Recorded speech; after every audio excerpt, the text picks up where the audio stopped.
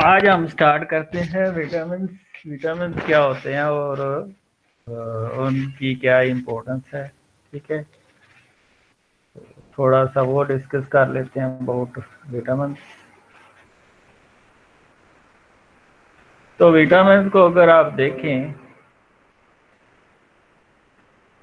तो इसके चैप्टर में हम क्या क्या डिस्कस करेंगे। विटामिन होते क्या हैं, विटामिन की क्लासिफिकेशन क्या है, इम्पोर्टेंस क्या है, वाटर सॉल्युबल विटामिन कौन से हैं, फैट सॉल्युबल विटामिन कौन से हैं। ठीक है, क्लिनिकल इम्पोर्टेंस क्या है विटामिन की, डेली रिकमेंडेड डाइटरी अलाउंस क्या है विटामिन का। ठीक है, तो डेफिनेशन क्या है विटामिन की, इधर दो डेफिनेशन दी हुई हैं, आप जोन सा मर्जी कर लीजिएगा। Vitamin are the organic compound required by the body in traces amount to perform specific cellular function. इसके अलावा vitamin are the organic compound that can not be synthesised inside the body in adequate amount but needed for normal function, growth and maintenance. तो इसमें अगर आप vitamin की categories को देखें तो दो कैटेगरीज हैं, एक वाटर सॉल्युबल है और एक फैट सॉल्युबल है। वाटर सॉल्युबल में आगे दो कैटेगरी हैं, non B complex and B complex. Non B complex में स्कारबिक एसिड है जिसको विटामिन सी कहते हैं। बी कम्प्लेक्स कैटेगरी में अगर आप देखें तो इसमें एनर्जी रिलीजिंग यानी कि एनर्जी प्रोड्यूसिंग कौन कौन से हैं, thiamine, riboflavin, niacin, biotin and pantothenic acid. और जो रेड ब्लड सेल की सिंथेसिस में बहुत ज़्यादा रोल प्ले करते हैं वो है folic acid and vitamin B12। Other कौन से हैं, ये ट्रांसमाइनेशन रिएक्शन और दूसरे रिएक्शन में इन्वॉल्व होते हैं। मोस्टली ये अमीनो एसिड की मेटाबॉलिज्म में इन्वॉल्व होते हैं, ये कोफैक्टर एंजाइम्स के। इसके अलावा फैट सॉल्युबल में जो है वो विटामिन ए है, रेटिनोल या रेटिनल भी कहते हैं इसको, बीटा कैरोटीन गाजर के अंदर बहुत ज़्यादा होती है। विटामिन डी है, इसको कोलिकैल्सिफेरॉल कहते हैं। विटामिन के है, इसको फैलोक्विनोन कहते हैं या मीनाक्विनोन कहते हैं। विटामिन ई है, इसको टोकोफेरॉल भी कहते हैं। ठीक है, तो सबसे पहले B7 को डिस्कस कर लेते हैं। B7 बायोटिन है, जितने भी बॉडी के अंदर कार्बोक्सिलेशन रिएक्शन होते हैं उसका मोस्टली ये को फैक्टर होता है बायोटिन। तो मैंने कहा था इसके लिए ABC की ज़रूरत होती है, ATP, biotin and carbon dioxide, जितने भी कार्बोक्सिलेज हैं। तो बायोटिन को फैक्टर है कार्बोक्सिलेज का। इसमें पायरुवेट कार्बोक्सिलेज ग्लूकोनियोजेंसिस में यूज होता है। Acetyl CoA carboxylase fatty acid synthesis में यूज होता है। Propionyl CoA carboxylase odd chain fatty acid oxidation और ब्रांच चेन अमीनो एसिड की डाइजेशन में यूज होता है। तो मोस्ट कॉमन काज क्या है, excessive consumption of raw eggs अगर आप यूज करते हैं तो ये डेफिशिएंसी हो जाती है बायोटिन की। तो आपने अंडे को सही पका के खाना है ताकि उसमें जो कंपाउंड हैं वो बायोटिन को इनहिबिट ना करें। इसके अलावा एलोपेसिया हो जाता है, एयर लॉस हो जाता है बायोटिन की डेफिशिएंसी के। ये जो जिन लोगों के बाल झड़ते हैं उसमें बायोटिन की डेफिशिएंसी हो सकती है। इसके अलावा बावल इन्फ्लेमेशन, मसल पेन हो सकती है जिनको बायोटिन की डेफिशिएंसी हो सकती है। तो ये देखिए, ये तीन कार्बोक्सिलेजेज हैं, इनका ये को फैक्टर है बायोटिन। एसिटाइल को ये कार्बोक्सिलेज, पायरुवेट कार्बोक्सिलेज, प्रोपेनॉल को ये कार्बोक्सिलेज। तो अगर तो ये प्रोपेनॉल को ये कार्बोक्सिलेज का को फैक्टर यानी कि बायोटिन नहीं है तो वोमिटिंग होगी। क्यों? क्योंकि प्रोपेनोइक एसिड ज़्यादा हो जाएगा तो एसिड एसिडिटी काज करेगा, पीएच लो हो जाएगी और ये डिजीज़ होगी।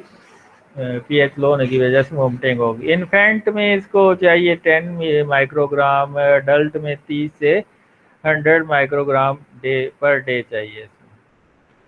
इसके अलावा अगला है वाटर सॉल्युबल विटामिन B1। ये सबसे पहले डिस्कवर हुआ था और इसी की वजह से विटामिन की टर्म बनी थी। विटामिन को वाइटल अमीन कहते हैं क्योंकि थायामीन जो है कार्बोहाइड्रेट मेटाबॉलिज्म के लिए बड़ा वाइटल था। तो इसलिए जो विटामिन का बीटा है ये कार्बोहाइड्रेट के मेटाबॉलिज्म के वाइटल होने की वजह से आया हुआ है। और दूसरा थायामीन जो है उसके अंदर अमीन ग्रुप होता है तो अमीन इस थायामीन से आया। तो इसमें जितने भी ये पायरुवेट डीहाइड्रोजिनेज कॉम्प्लेक्स है, ये तीन कॉम्प्लेक्सेस हैं बॉडी के अंदर। जो 3 एंजाइम के कम्प्लेक्स हैं। एक पायरुवेट डिहाइड्रोजिनेज कम्प्लेक्स है, एक अल्फा कीटोग्लूटारेट डिहाइड्रोजिनेज कम्प्लेक्स है, और एक है branch chain keto acid dehydrogenase. ये तीनों जो है तीन तीन एंजाइम के कम्प्लेक्स हैं, E1, E2, E3। ये पायरुवेट को एसिटाइल कोए में चेंज करता है, ये अल्फा कीटोग्लूटारेट को सक्सिनाइल कोए में कन्वर्ट करता है, ये ब्रांच चेन कीटो एसिड को कोए फॉर्म में कन्वर्ट करता है। इसके अलावा ट्रांस कीटोलेज जो कि हेक्सोज मोनोफॉस्फेट शंट पाथवे का बहुत इंपॉर्टेंट एंजाइम है, उसका ये कोफैक्टर है। तो अगर पायरुवेट डिहाइड्रोजिनेज काम नहीं करेगा, पायरुवेट डिहाइड्रोजिनेज काम नहीं करेगा, इसका मतलब है इसमें B1 की डेफिशिएंसी हो सकती है। तो जो अल्कोहलिक बंदे होते हैं उनके अंदर अब्जॉर्प्शन स्मॉल इंटेस्टाइन के अंदर नहीं होती B1 की। इसके अलावा अगर आपका डेफिशिएंसी है B1 की, वरना की डिजीज हो सकती है जिसमें टाविया यानी कि आपके सेंट्रल नर्वस सिस्टम का मसल कोऑर्डिनेशन में कमी आ जाती है। टैगमस मीन के आपकी आइज की जो मूवमेंट है वो अब नॉर्मल हो जाती है। तो ये सारी कंडीशन है। इसके अलावा बेरी बेरी डिजीज हो जाती है विटामिन B1 की डेफिशिएंसी से, जिसका मतलब है इसमें कार्डियक फेलियर हो सकता है और फ्लूइड लॉस ज़्यादा हो सकता है। इसके अलावा अगर ट्रांसकीटोलेज की डेफिशिएंसी है तो कोर्साकॉफ डिजीज होगी, जिसमें कन्फेबुलेशन साइकोसिस हो जाती है, यानी कि भूलने की बीमारी, आपको बातें याद नहीं रहेंगी। तो ये B1 के जो है ना साइड इफेक्ट्स हैं। ये आपको B1 जो डाइट में लेना चाहिए इन्फेंट्स के लिए 0.3 मिलीग्राम पर डे है, चिल्ड्रन के लिए 1 मिलीग्राम पर डे है, एडल्ट के लिए 1 to 1.5 मिलीग्राम पर 1.5 मिलीग्राम और लैक्टेशन में 1.6 मिलीग्राम पर डे है। तो ये तो कुछ डिजीजेज हो गई हैं इसमें। ये आप देखें, ये ट्रांसकीटोलेज का भी थायामीन जो है पैराफॉस्फेट को फैक्टर है। ये करता क्या है, राइबोज 5-फास्फेट और ज़ाइलोलोज 5-फास्फेट को आपस में मिलाता है और 7 कार्बन की एक शुगर बनाता है सीडोहेप्टुलोज, जिसके अंदर 7 कार्बन और फास्फेट ग्रुप होता है, और ग्लिसरॉल्डिहाइड 3 फास्फेट बनता है।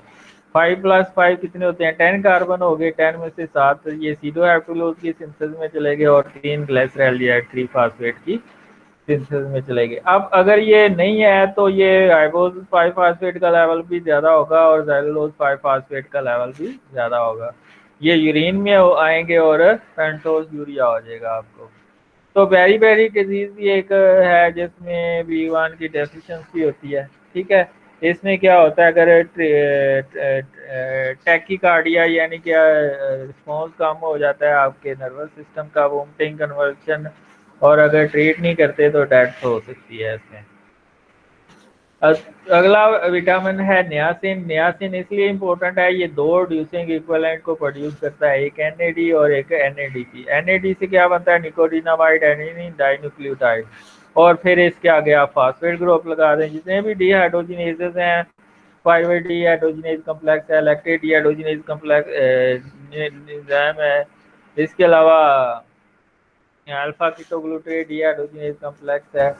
तो NAD और FAD इनके को फैक्टर हैं, ये मैनी पाथवे में यूज होता है। अगर इसकी डेफिशिएंसी हो नियासिन की तो प्लेगरा हो जाता है। प्लेगरा की मैंने आपको बताई थी 3 सिम्टम्स होती हैं, diarrhoea, dermatitis, dementia and dermatitis. ठीक है, तो प्लेगरा के अगर तभी हो जाता है जब ट्रिप्टोफान की डेफिशिएंसी होगी। मैंने आपको न्यूट्रल अमाइनो एसिड की एब्जॉर्प्शन का चैनल अगर डिसफंक्शन होता है तो ट्रिप्टोफान की डेफिशिएंसी हो जाती है, तो तभी प्लेगरा लाइक सिम्टम्स आती हैं। ये मैं आपको बताया था हार्डनअप डिजीज में। हार्डनअप डिजीज में क्या होता है कि न्यूट्रल अमाइनो एसिड की एब्जॉर्प्शन कम हो जाती है, जिसमें ट्रिप्टोफान भी है। डेफिशिएंसी ऑफ नियासिन की वजह से क्या होता है, प्लेगरा होता है, जिसमें स्किन और गैस्ट्रो इंटेस्टाइनल ट्रैक जो है, सेंट्रल नर्वस सिस्टम, ये सारे इफेक्ट होते हैं। ठीक है, डर्मेटाइटिस, डायरिया, डिमेंशिया, ये इसके सिम्टम्स हैं। इसके अलावा ये जो नियासिन है ये हाइपरलिपिडेमिया की ट्रीटमेंट में भी यूज होता है, क्योंकि ये इनहिबिट करता है लिपोलाइसिस जो है एडिपोज टिश्यूज के अंदर, और लिपिड ब्लड में कम आते हैं। इसके अलावा अगर आप फोलिक एसिड को देखें तो इससे एक इसका और कोएंजाइम बनता है टेट्राहाइड्रोफोलेट। ये जो फोलिक एसिड है ये थायमाइड डायलेट सिंथेज एंजाइम की दो फैक्टर है जो कि थायमाइडिन की सिंथेसिस में हेल्प आउट करता है। ये अल्कोहलिक जो लोग होते हैं उनके अंदर इसकी एब्जॉर्प्शन कम होती है। इसके अलावा ये folic acid tetrahydrofolate methyl tetrahydrofolate ये होमोसिस्टीन को कन्वर्ट करता है मैथ्यूनिन के अंदर। ठीक है, तो अगर ये नहीं होगा तो होमोसिस्टीन मैथ्यूनिन में कन्वर्ट नहीं होगी और होमोसिस्टाइन बनेगा। होमोसिस्टाइन क्या करेगा, वेन में थ्रोम्बस बना देगा और उसके बाद आर्टरियोस्क्लेरोसिस हो जाएगी। इसके अलावा अगर इसकी डेफिशिएंसी है तो मेगालोब्लास्टिक एनीमिया हो जाएगा। ठीक है, तो मेगालोब्लास्टिक एनीमिया या इसको एक और नाम देते हैं, इसको मेगालोब्लास्टिक एनीमिया ही कहते हैं इसको। रेड ब्लड सेल का साइज बड़ा हो जाता है। तो ये इसके अलावा न्यूरल ट्यूब डिफेक्ट्स भी आते हैं। ये दोनों फोलिक एसिड जो है ना प्यूरिन और पैरामिडिन की सिंथेसिस में हेल्प आउट करते हैं। ये आप दे सकते हैं। ये सल्फानिलामाइड जो आप ड्रग्स देते हैं ये डाइहाइड्रो टेरोएट सिंथेज एंजाइम को इनहिबिट करता है जो कि क्या बनाता है, बहुत से पाथवे में यूज होता है और फोलिक एसिड की सिंथेसिस में हेल्प आउट करता है माइक्रो ऑर्गेनिज्म के अंदर। तो अगर माइक्रो ऑर्गेनिज्म का ये एंजाइम ही डिसफंक्शन है तो फोलिक एसिड नहीं बनेगा। तो ये ड्रग्स अगर लेते हैं ये वाली तो तब फोलिक एसिड की डेफिशिएंसी है। इसके अलावा मेथोट्रेक्सेट अगर आप ले लें तो डाइहाइड्रोफोलेट रिडक्टेज एंजाइम की डेफिशिएंसी हो जाती है जिसकी वजह से टेट्राहाइड्रोफोलिक एसिड जो है ना नहीं बनता। और अगर टेट्राहाइड्रोफोलिक एसिड नहीं बनेगा अमाइनो एसिड की सिंथेसिस प्यूरिन और पैरामिडिन की सिंथेसिस कम हो जाएगी। ठीक है, इसकी जो फोलिक एसिड है इन्फेंट के अंदर इसकी रिक्वायरमेंट 25 माइक्रोग्राम पर डे है, एडल्ट में 180 माइक्रोग्राम पर डे है, प्रेगनेंसी में 400 माइक्रोग्राम पर डे है और लैक्टेशन में 270 माइक्रोग्राम पर डे है। सियानोकोबालामीन अगर इसकी डेफिशिएंसी हो जाए तो इसको मेगालोब्लास्टिक एनीमिया हो जाता है। इसको दूसरा नाम भी देते हैं, परनिशियस एनीमिया का नाम भी देते हैं इसमें। तो ये भी जो है रेड ब्लड की सेल की सिंथेसिस में हेल्प आउट करता है। इसके अलावा ये होमोसिस्टीन मिथाइल ट्रांसफरेज का को फैक्टर है मिथाइल सियानोकोबालामीन। तो ये भी कन्वर्ट करता है होमोसिस्टीन को मैथ्यूनिन के अंदर। तो अगर ये नहीं होगा तो तब भी जो है क्या होगा, थ्रोम्बस बनेगा और आर्थरियोस्क्लेरोसिस हो जाती है।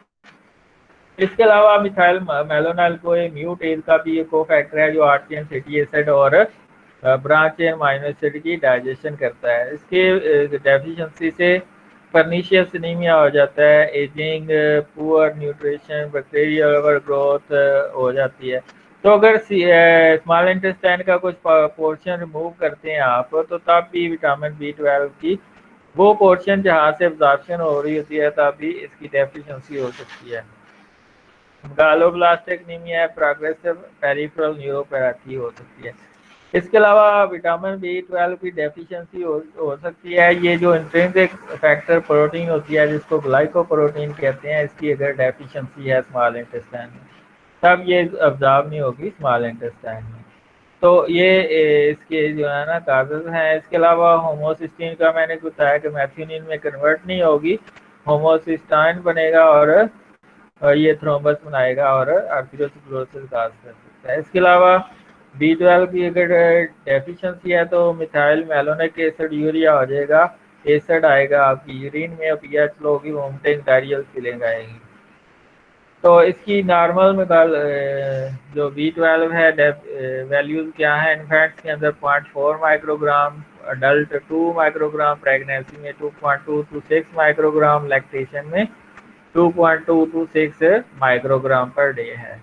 आगे है पेरिडोक्सिन। पेरिडोक्सिन बहुत इंपॉर्टेंट है क्योंकि जितने भी ट्रांसमाइनेजेस होते हैं इनका ये को फैक्टर है।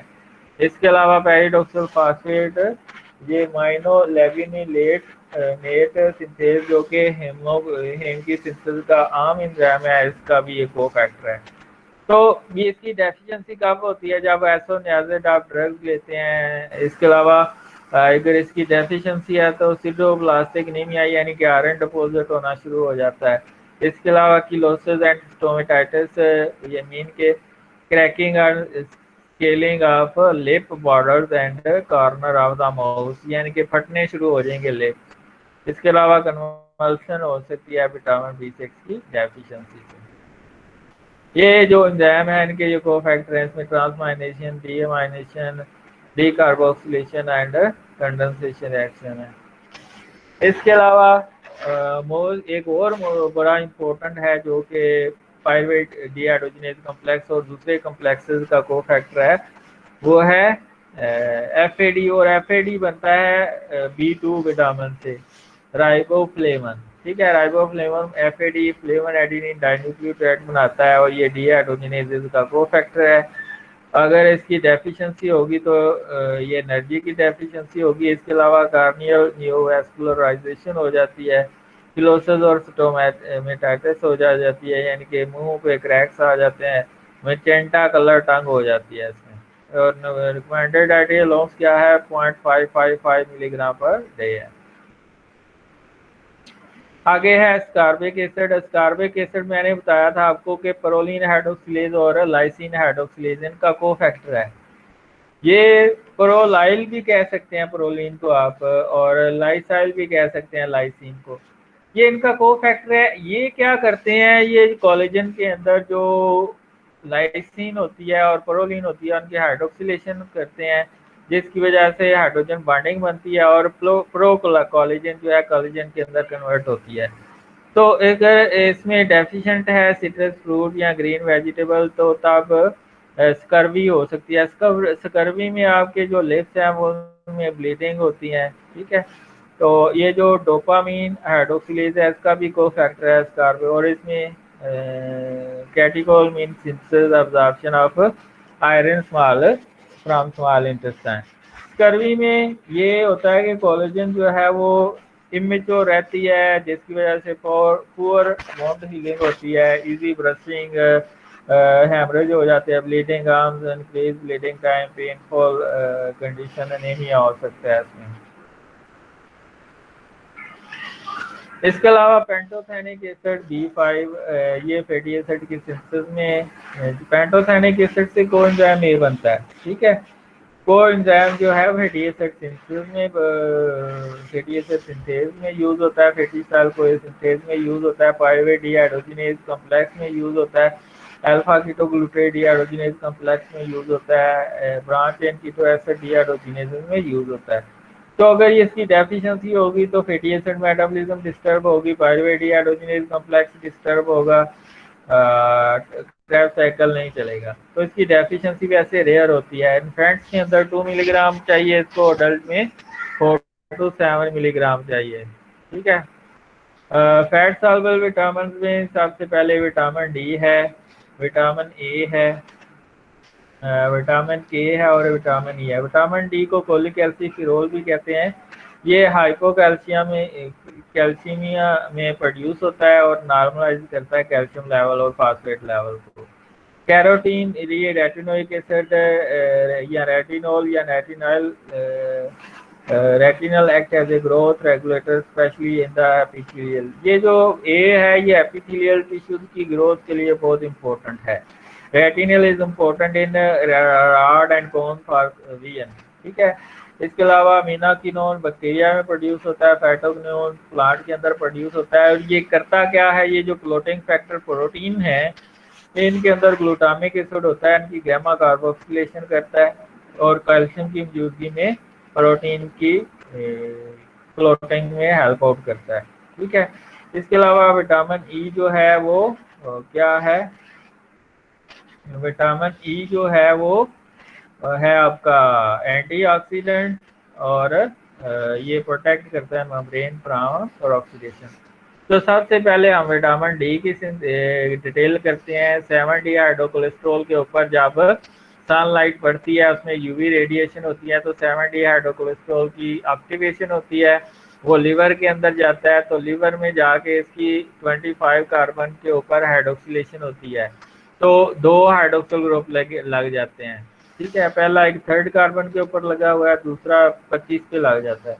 फिर ये जाता है किडनी के अंदर और अल्फा हाइड्रोक्सिलेज जो कि फर्स्ट कार्बन की हाइड्रोक्सिलेशन करता है उसको एक्टिवेट करता है, और ये एक्टिवेट होता है पैराथायराइड हार्मोन से। जब कैल्शियम का लेवल कम होता है पैराथायराइड हार्मोन बनता है, पैराथायराइड हार्मोन अल्फा का हाइड्रोक्सिलेज को इंड्यूस करता है और ये फर्स्ट कार्बन के ऊपर हाइड्रोक्सिल ग्रुप लगा देता है और कैल्सी ट्राइयोल बनता है, यानी कि 3 हाइड्रोक्सिल ग्रुप वाला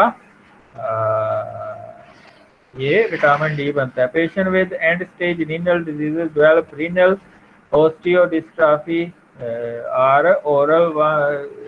तो फिर आप इसको इंट्रावीनस लेते हैं जब ये आपको इसकी डेफिशिएंसी हो जाती है। इसके अलावा ये इंक्रीज करता है calcium Uptake from small intestine. इसके अलावा ये ओस्टियोक्लास्ट बनाता है, कैल्शियम मिनरलाइजेशन और मोबिलाइजेशन। तो ये विटामिन डी के फंक्शंस हैं। ये करता क्या है, प्लाज्मा कैल्शियम लेवल अगर कम हो गया तो उसमें पैराथायराइड हार्मोन बनता है। पैराथायराइड हार्मोन विटामिन डी की सिंथेसिस में हेल्प आउट करता है। क्या विटामिन डी क्या करता है, कैल्शियम आयन की मोबिलाइजेशन करता है, रीनल अब्जॉर्प्शन करता है और रीनल एक्सक्रीशन कम हो जाती है, कैल्शियम की अब्जॉर्प्शन इंटेस्टाइन से ज़्यादा हो जाती है और इस तरह कैल्शियम ब्लड में ज़्यादा हो जाता है। विटामिन डी की डेफिशिएंसी से क्या होता है, बोन की डीमिनरलाइजेशन होती है, रिकट हो सकती है, ऑस्टियोमलाइशिया। रिकट बच्चों में होती है और ऑस्टियोमलाइशिया अडल्ट के अंदर होती है। काजेज क्या है, सनलाइट नहीं आप ले रहे या इनएडिक्वेट फोर्टिफाइड फूड नहीं ले रहे। एंड स्टेज रीनल डिजीज में रीनल ओस्टियोडिस्ट्रॉफी हो जाती है। Vitamin D toxicity result hyper calcaemia, यानी कि कैल्शियम का लेवल ज़्यादा हो जाता है अगर विटामिन डी ज़्यादा हो जाएगा। इसके अलावा which can impair renal function. Early sign include polyuria, polydipsia and nocturia. Vitamin D deficiency ये कर चुके हैं। विटामिन ए जो है associated with two important function, maintenance of healthy epithelial region, has three structure hydroxyl group containing retinol, then carboxylic group retinoic acid यानी aldehyde group retinol। ठीक है, retinol nol and retinoic acid are required for growth, differentiation and maintenance of epithelial cells। retinol is important for vision। ये आप देख सकते हैं। तो जो आपके रेटिनोल है और रेटिनल है ये सारा कैरोटीन से ऑब्टेन होता है। इसके अलावा इससे बनता है आल ट्रांस रेटिनोइक एसिड जो कि ट्रीटमेंट ऑफ सिरोसिस की यूज़ होता है, यानी कि जो स्पॉट्स बन जाते हैं बॉडी के ऊपर। इसके अलावा ये पॉलीमाइलोमिक ल्यूकेमिया को भी ट्रीट करने के लिए यूज़ होता है। इसके अलावा ये एक्नी को ट्रीटमेंट के लिए भी यूज़ होता है। इसके अलावा ये जो ट्रांस रेटिनोइक एसिड है ये differentiation and maintenance of epithelial gene expression में यूज़ होता है, प्रमोशन ऑफ ग्रोथ में यूज़ होता है, मेंटेनेंस ऑफ विजन में यूज़ होता है, मेंटेनेंस ऑफ रिप्रोडक्शन में यूज़ होता है। ठीक है, रिकमेंडेड डाइटरी अलाउंस क्या है, इन्वेंट्स में 375 माइक्रोग्राम, चिल्ड्रन में 400 to 600 माइक्रोग्राम, अडल्ट में 575 to 750 माइक्रोग्राम और प्रेगनेंसी में 750 माइक्रोग्राम, ड्यूरिंग लैक्टेशन 1200 माइक्रोग्राम। तो इसमें ये आप देख सकते हैं कि जो सिस रेटिनल है ये जब ऑप्शन से मिलता है तो अडॉप्शन मिलता है और अडॉप्शन जो है आपको लाइट में देखने के काबिल बनाता है। तो अगर इसकी कमी है तो आपको नज़र आना कम हो जाएगा। इसके अलावा आल ट्रांस जो रेटिनॉल है ये रेटिनॉल में भी चेंज हो जाता है डिफरेंट एंजाइम को यूज़ करके। इसके अलावा जो रेटिनॉल है ये भी रेटिनल के अंदर चेंज हो जाता है डिफरेंट एडक्टिव एंजाइम को यूज़ करते हुए। इसके अलावा ट्राल ट्रांस रेटिनॉल जो चेंज हो सकता है लेमन सिस रेटिनॉल में बाय आइसोमरेज एंजाइम। इसके अलावा फिर एंड पे विटामिन के है। Vitamin K is required to introduce calcium binding site on several calcium depending protein. ठीक है, तो ये जो है गैमा कार्बोक्सिलेशन करता है यानी कि ग्लूटामेट की कार्बोक्सिलेशन करता है जिसको गैमा कार्बोक्सिलेशन कहते हैं। और ये फिर क्लोटिंग, क्योंकि क्लोटिंग फैक्टर प्रोटीन की कार्बोक्सिलेशन होती है और फिर ये कैल्शियम के साथ मिलके क्लोटिंग का फंक्शन परफॉर्म करते हैं। इसके अलावा इस स्लाइड में दिखाया गया है कि जो वारफेरिन है ये विटामिन के की लेवल को कम कर सकते हैं और ब्लीडिंग टाइम ज़्यादा हो सकता है।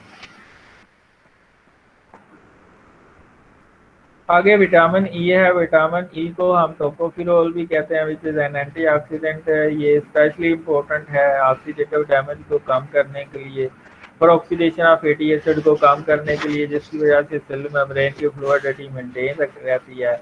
High blood level of vitamin E can cause hemorrhage in patient with warfarin।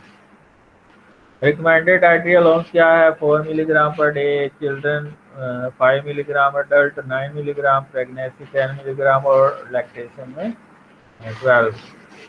Vitamin E की अगर डेफिशिएंसी देखें तो हेमोलाइटिक एनीमिया हो जाता है, एकेंथोसिस हो जाती है, पेरिफेरल न्यूरोपैथी, अटाक्सिया, रेटी, नीचे पिगमेंटोसम यानी कि पिगमेंट आना शुरू हो जाते हैं स्किन के ऊपर, fat malabsorption and premature infants, ये जो है ये इसकी डेफिशिएंसी के। इसके अलावा अगर समरी को देखें तो जो विटामिन है वो organic nutrient and small quantity में चाहिए होते हैं डाइट के अंदर, क्योंकि बॉडी सिंथेसाइज नहीं कर सकती। विटामिन सी स्कर्वी की ट्रीटमेंट में यूज होता है। बी कम्प्लेक्स जो है को फैक्टर है एंजाइम के। थायमीन जो है वो ऑक्सीडेटिव डीकार्बोक्सिलेशन रिएक्शन में यूज होता है, ठीक है। ये इसके अलावा ट्रांसक्रिप्टोलेज का एक फैक्टर है। राइबोफ्लेविन से क्या बनता है? एनएडी और एनएडीपी जो कि को फैक्टर हैं बोथ से ऑक्सीडेशन रिएक्शन में। पेंटोथेनिक एसिड से कोएंजाइम ए बनता है जो कि फैटी एसिड मेटाबॉलिज्म में यूज होता है, फैटी एसिड सिंथेसिस में यूज होता है, प्रोटीन मेटाबॉलिज्म में यूज होता है। बायोटेन को देखें तो जितने भी कार्बोक्सिलेशन रिएक्शन है, सिंथेटिक रिएक्शन है, उसमें ये को फैक्टर है।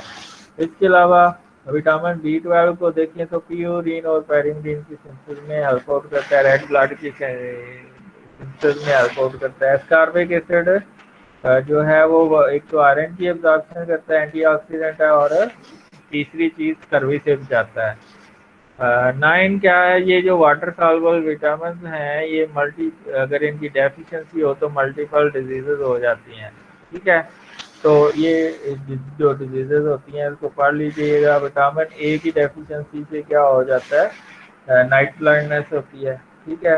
इसके अलावा विटामिन डी की डेफिशिएंसी से रिकेट्स ऑस्टियोमालाइसिया हो जाती है। विटामिन ए अगर डेफिशिएंट है तो फ्री रेडिकल ज़्यादा प्रोड्यूस होंगे और कैंसर हो सकता है। विटामिन के जो है वो क्लोटिंग में हेल्प आउट करता है। That's all. अब आपके जितने ज़्यादा क्वेश्चन होंगे उतने अच्छा रहेगा डिस्कशन में।